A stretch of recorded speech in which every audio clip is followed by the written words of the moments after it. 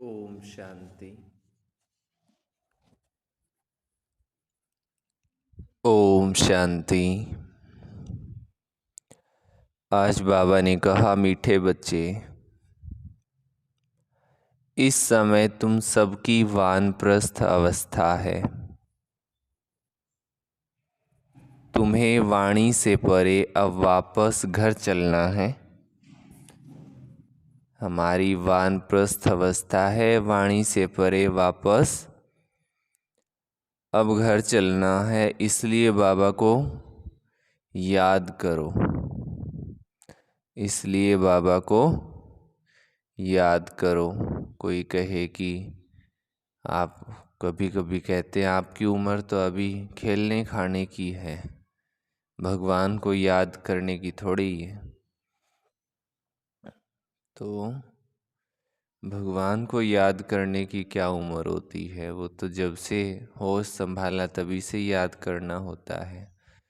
और अभी उम्र का कोई लाइसेंस थोड़ी ही है कि इतने वर्ष तो चलेंगे ही चलेंगे। कल तो अकाले मृत्यु भी बहुत होती है। इसलिए बाबा कहे तुम सबकी वानप्रस्थ अवस्था है ना। प्रश्न है, 21 जन्म सुख मिलने का आधार क्या है? उत्तर है 63 जन्मों की भक्ति। जिन्होंने पहले पहले सतो प्रधान भक्ति की है, अर्थात जो पुराने अनेक जन्म के भगत हैं, वही अब ज्ञान लेते हैं। उन्हें ही 21 जन्मों का सुख प्राप्त होता है। अभी तुम्हारा भक्ति का पाठ पूरा हुआ। भगवान तुम्हें भक्ति का फल देने आए हैं। भक्त भगवान नहीं हो सकते। गीत है, माता ओ माता तू है सबकी भाग्य विधाता। ओम शांति। बच्चों ने माता की महिमा सुनी। अब माता को तो भगवान नहीं कहा जा सकता, क्योंकि भगवान को तो पिता कहा जाता है, परम पिता। अब पिता है तो माता भी जरूर है। माता को बहुत मानने वाले हैं। माता है तो पिता भी है। माता अपने को भगवान कह ना सके, ये पॉइंट धारण करने की है। जगत अम्बा की कितनी महिमा है। ऐसे नहीं कहेंगे कि भगवान व बाप सर्वव्यापी है, नहीं।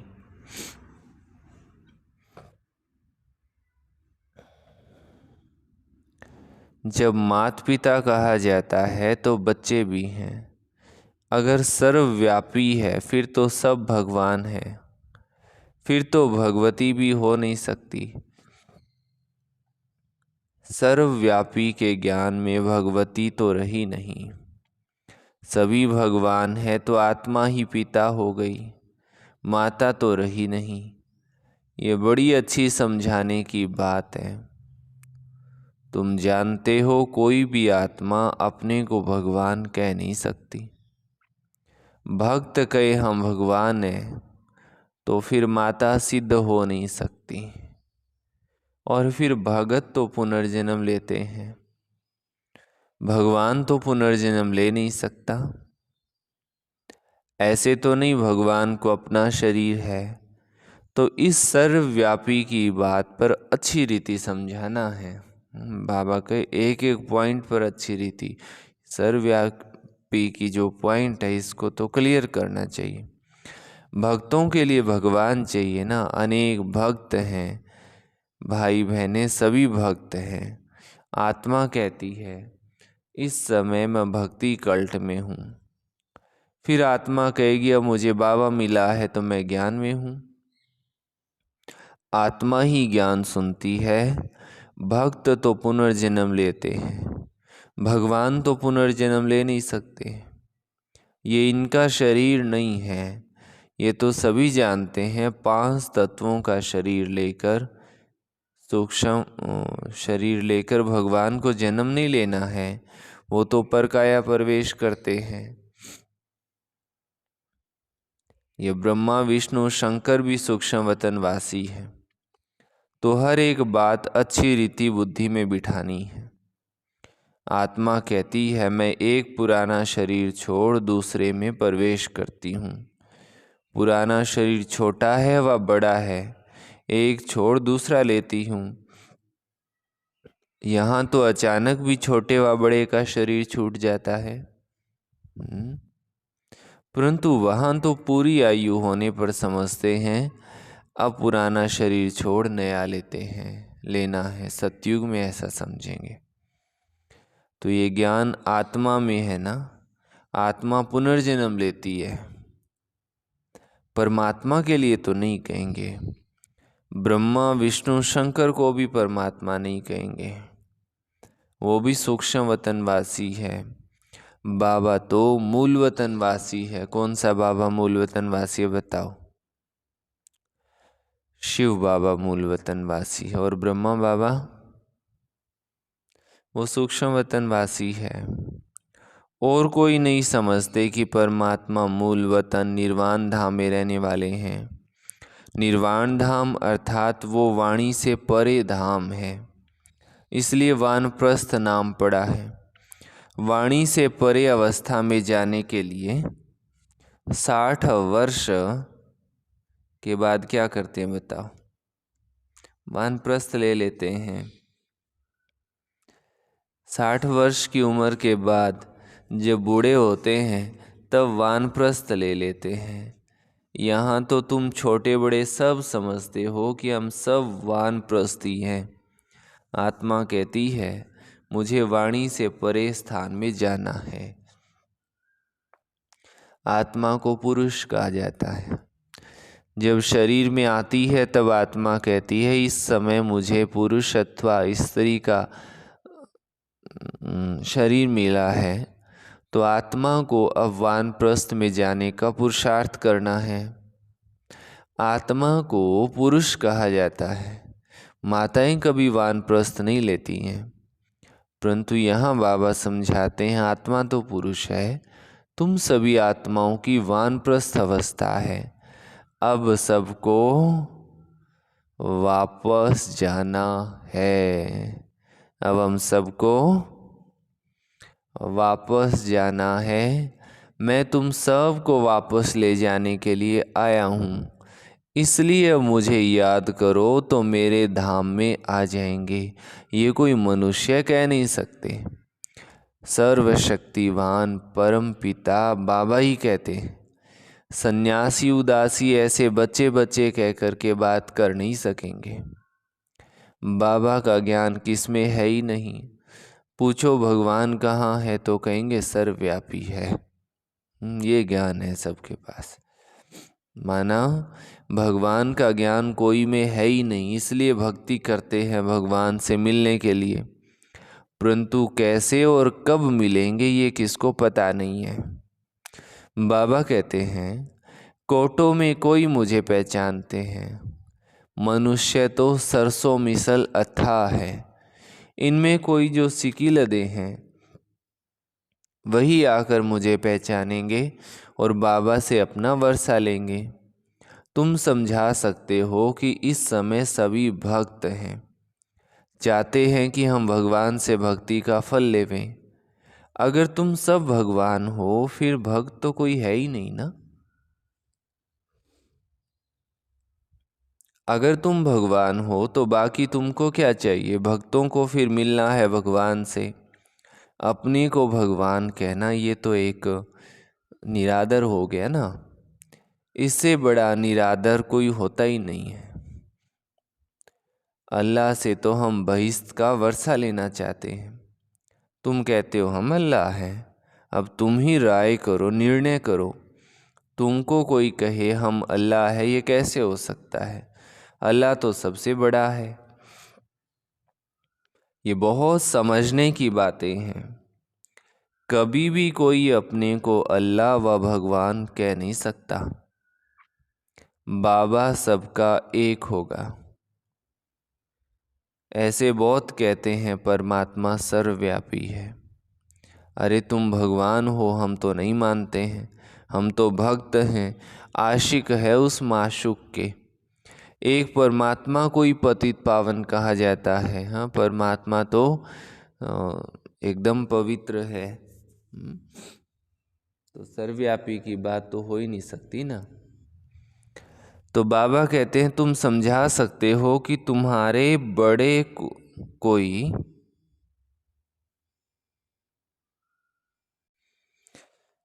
क्या पॉइंट चल रही थी, बाबा क्या कहते हैं? बाबा सबका एक होगा, एक परमात्मा को ही पतित पावन कहा जाता है। तुम समझा सकते हो कि तुम्हारे बड़े तो कहते रहे रचयिता और रचना बेअंत है, तुम फिर अपने को रचयिता कैसे कहते हो? बीज बेअंत हो नहीं सकता, झाड़ को बेअंत कहते हैं, इतने पत्ते आदि गिन नहीं सकते। एक बीज से कितनी डालियां पत्ते आदि निकलते हैं। तुम हो चैतन्य, बोलते चालते हो। सबसे बड़ी महिमा मनुष्य की होती है। बाबा कहते हैं मैं आकर बच्चों को सारे ड्रामा का राज समझाता हूँ। ये बना बनाया ड्रामा है ना, ड्रामा के ऊपर चलते रहना है। तुम बाबा के बच्चे स्वदर्शन चक्रधारी बनते हो परम पिता परमात्मा द्वारा, क्योंकि वो भी सुदर्शन चक्रधारी है। तुम आत्माओं को बैठ आप समान बनाते हैं। तुम सृष्टि के आदि मध्यांत को जानते हो। तुम नई दुनिया के लिए, नए धर्म की स्थापना के लिए नई बातें सुनते हो। परम पिता परमात्मा से जो सृष्टि को भी पावन बनाते हैं, तुमको भी नया बनाते हैं। नई सृष्टि में फिर नया जमाना स्वर्ग का होगा। अभी तो नरक का जमाना है। तुम नरक के जमाने में हो। अभी परम पिता परमात्मा ही आकर तुमको स्वदर्शन चक्रधारी बनाते हैं। क्या बनाते हैं बाबा हमें? स्वदर्शन चक्रधारी कौन बनाते हैं? शिव बाबा। ये हर एक बातें नई है, धारण करने लायक हैं, परंतु धारणा सभी को नहीं होती है। धारणा होने से खुशी का नशा रहता है।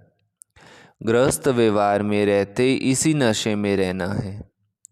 स्त्री अथवा पुरुष, हर एक को स्वदर्शन चक्रधारी यहाँ ही बनना है। बाकी भुजाएं तो हर एक को दो ही है। मनुष्य तो 84 जन्म लेते हैं, उनको 4 भुजाएं तो हो नहीं सकती। मनुष्य जो 84 जन्म लेते उनको 4 भुजाएं नहीं हो सकती। तुम ऐसे नहीं कहें, कभी नहीं सुनेंगे कि शंकर को 100 व 1000 भुजाएं हैं। ब्रह्मा को भुजाएं दिखाई है। 4 भुजा वाले ब्रह्मा के पास गया, 1000 भुजा वाले के पास गया, क्योंकि ब्रह्मा की संतान वृद्धि को पाते रहते हैं।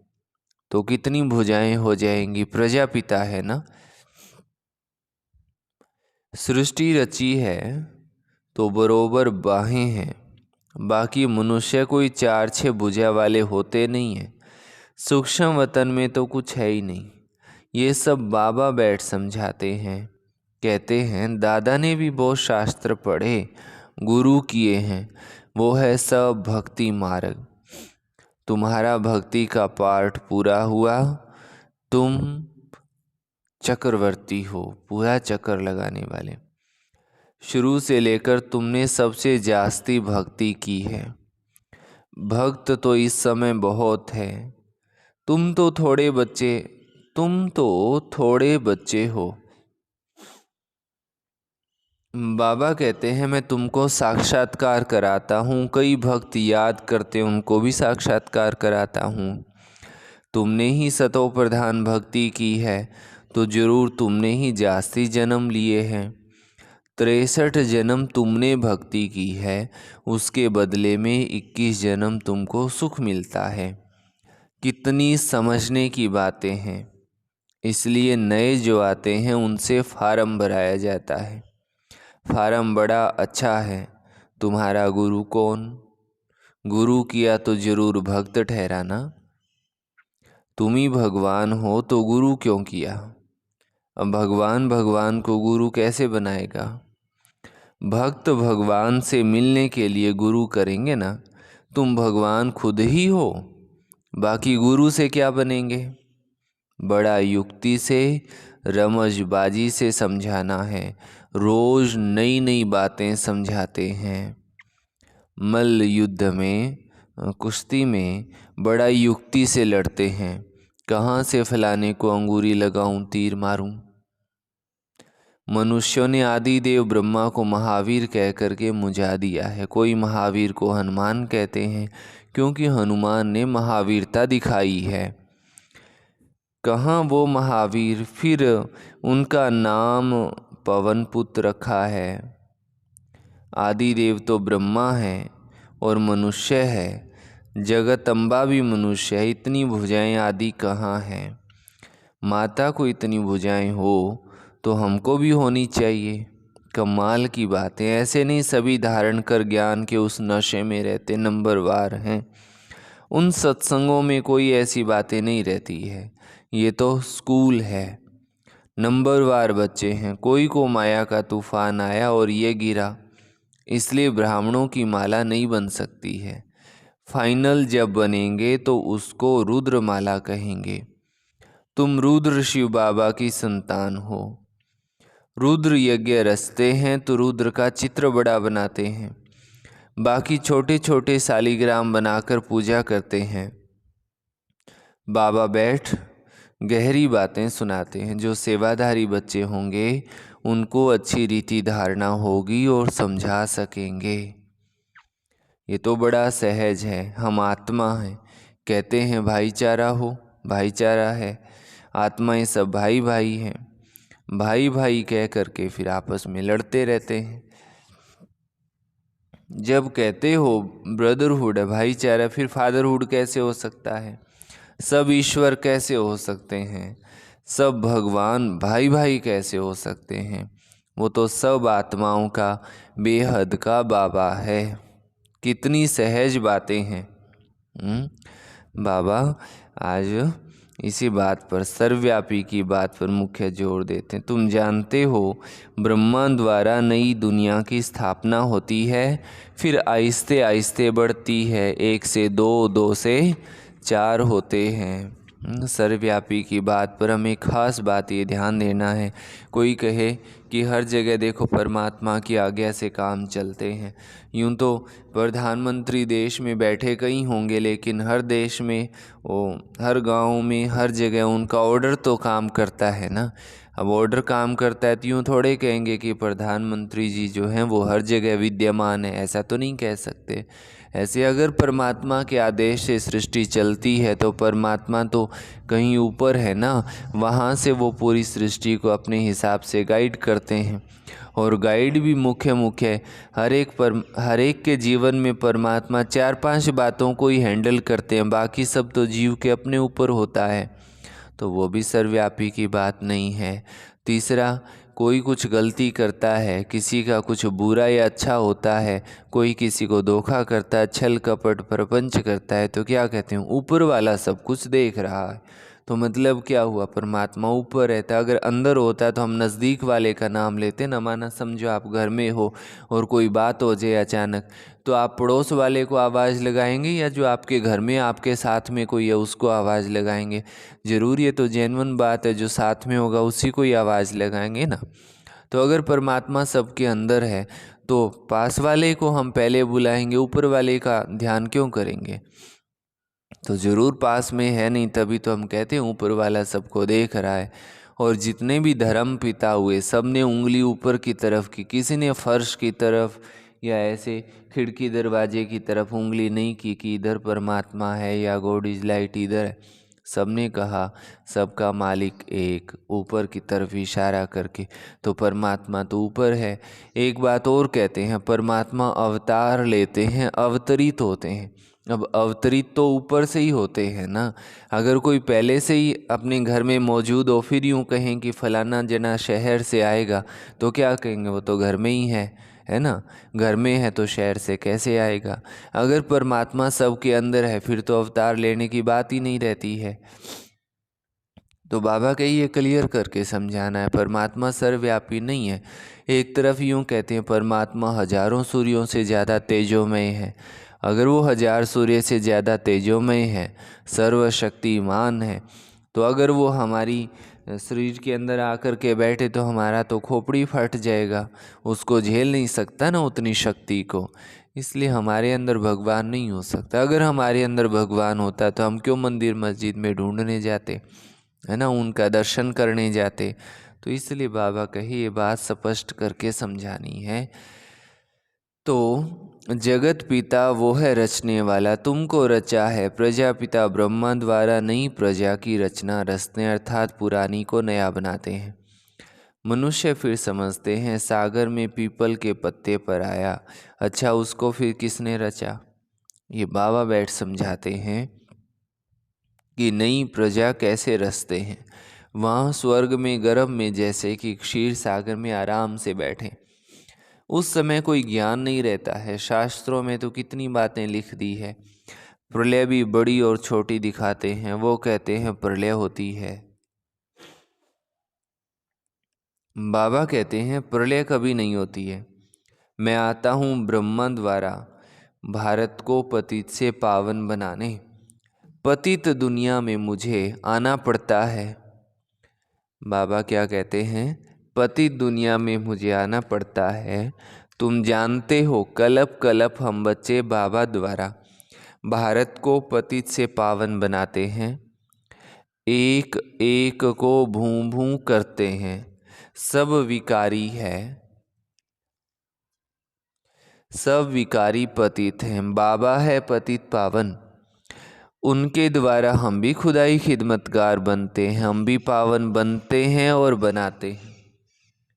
अच्छा, मीठे मीठे सिकिलधे बच्चों प्रति मात पिता, फिर से पढ़ता हूँ, मात पिता बाप दादा का मीठे मीठे सिकिलधे बच्चों प्रति याद प्यार और गुड मॉर्निंग।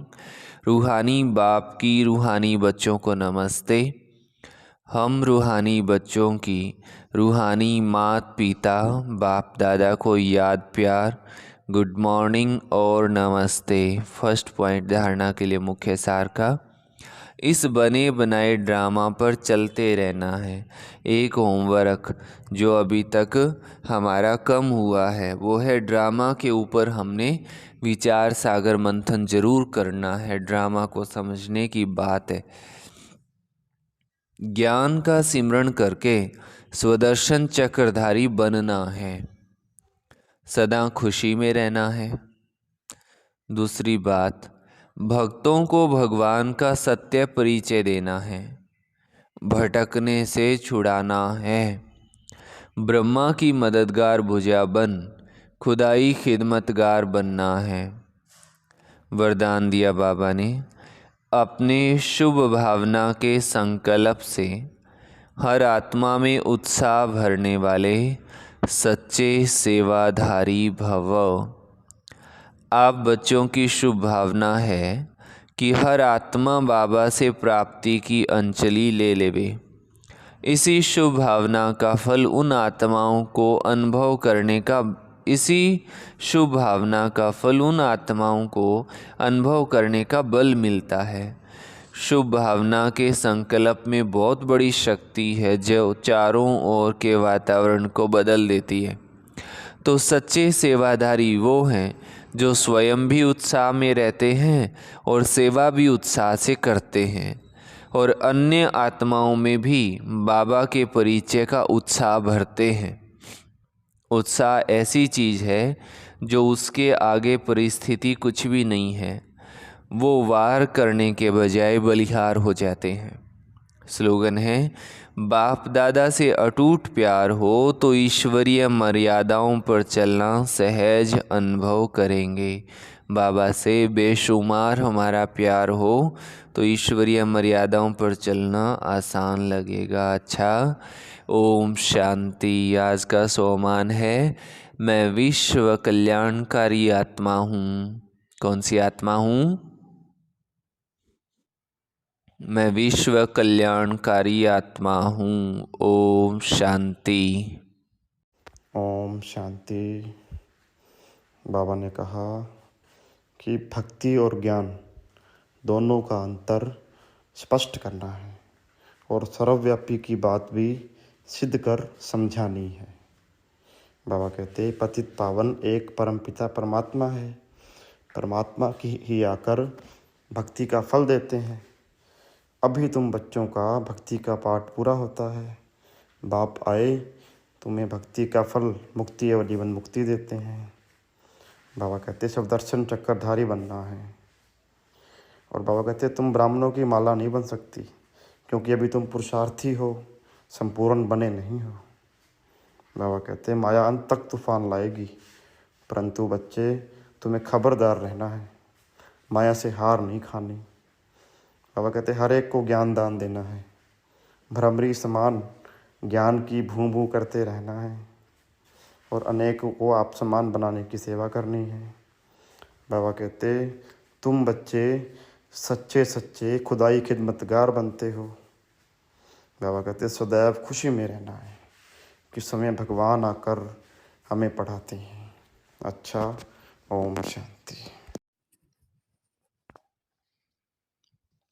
कलप पूर्व की भांति ज्ञान कलश धारिणी सरस्वती श्री मातेश्वरी जी ऐसे ऐसे तर्क देती थी और महावाक्य उच्चारित करती थीं कि सारे आसुरी तर्क अथवा कुतर्क कपूर की भांति हवा में विलीन हो जाते थे, हवा में उड़कर विलीन हो जाते थे। यहाँ हम परम आदरणीय श्री मातेश्वरी के कुछ अकाट्य और प्रभावकारी तर्क प्रस्तुत करते हैं। मम्मा ने समझाया सत्य क्या है और कल्पना क्या है। कुछ लोग कहते हैं कि ब्रह्मा कुमारियों का ज्ञान इनकी और इनके पिताश्री की अपनी कल्पना है, लेकिन वे जिन बातों और मान्यताओं को प्रस्तुत करते हैं उनकी स्वयं की स्थिति क्या है। इन लोगों की मान्यताओं के अनुसार चलकर भारत कई हजार वर्षों से बराबर पतन के खड्डे में गिरता ही आ रहा है और वर्तमान में भी गिरता ही जा रहा है। इसके विपरीत पिताश्री जी के श्रीमुख से शिव परमात्मा द्वारा उद्घाटित सत्यों और मान्यताओं के अनुसार हमारा चरित्र सुधर गया है और हम चढ़ती कला में आ गए हैं। स्पष्ट है कि जिससे जीवन सुधरा है तथा चढ़ती कला में आ गया है वही सत्य है, और जिससे बराबर पतन होता गया वही वास्तव में कल्पना या कपोल कल्पना है। कोई कोई लोग कहते हैं ऐसे थोड़ा ही होता है, ये तो इनकी मनगढ़ंत बातें हैं।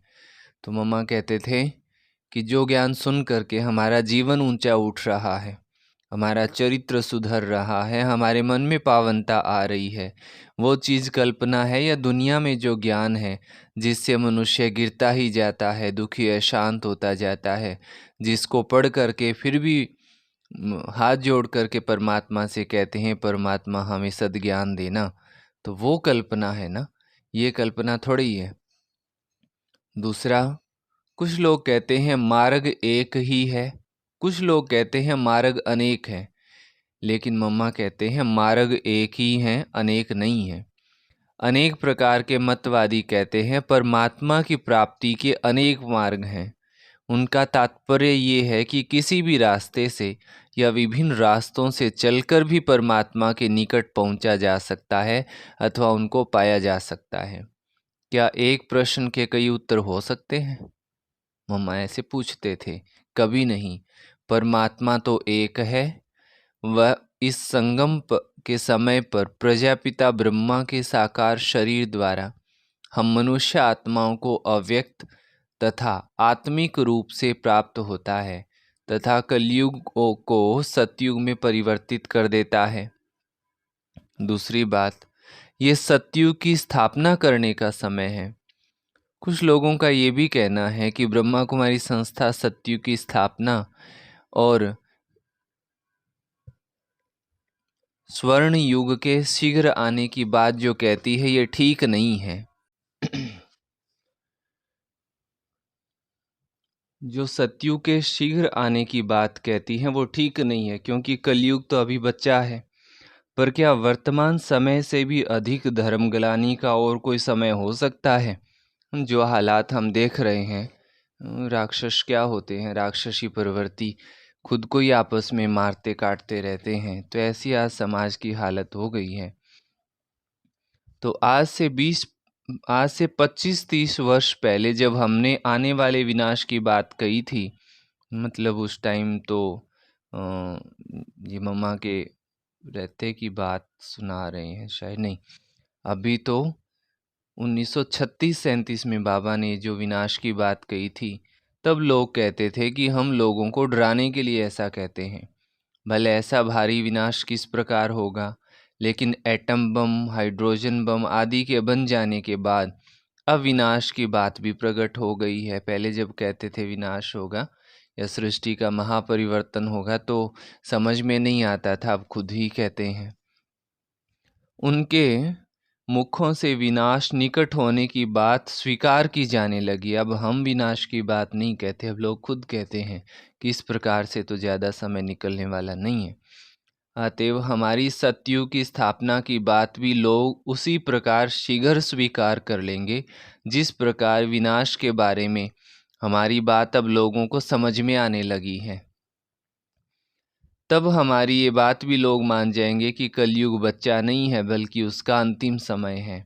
इस प्रकार माँ की वाक शक्ति अद्भुत थी।